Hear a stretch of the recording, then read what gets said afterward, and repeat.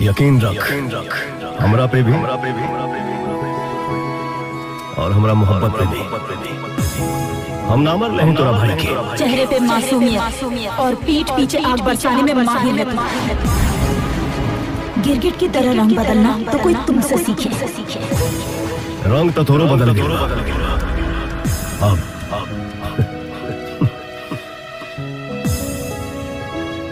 प्यार दिखाई ना दिला तोरा आँखों में।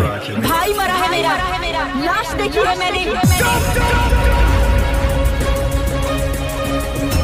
नाम पर दान चिता के आग से कम ना होगा। मन तो करता है कि अभी तुम्हें खोद दूं। सरपंच चाचा, आज तो आपने हमें रोक लिया, मगर हमारे यहाँ खून का बदला खून से लिया जाता है। अब क्या उखाड़ लोगे तुम हमसे बगावत करके?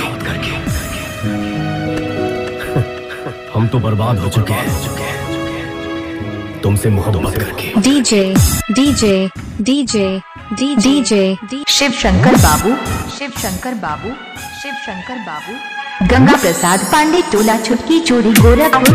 गंगा प्रसाद पांडे टोला छुटकी चोरी गोरखपुर। गंगा प्रसाद पांडे टोला छुटकी चोरी गोरखपुर।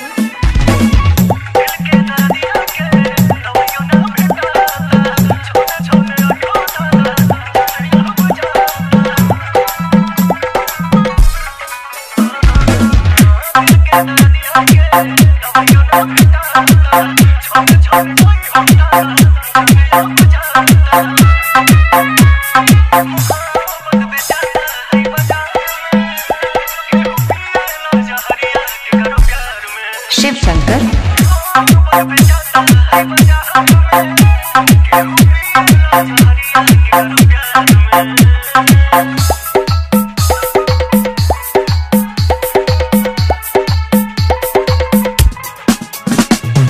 मिक्सिंग मास्टर शिव शंकर बाबू।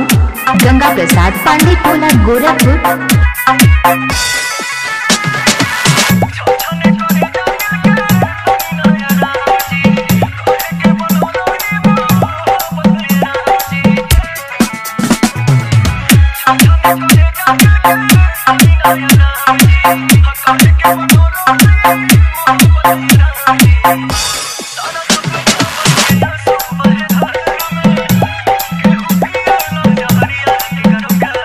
शिव शंकर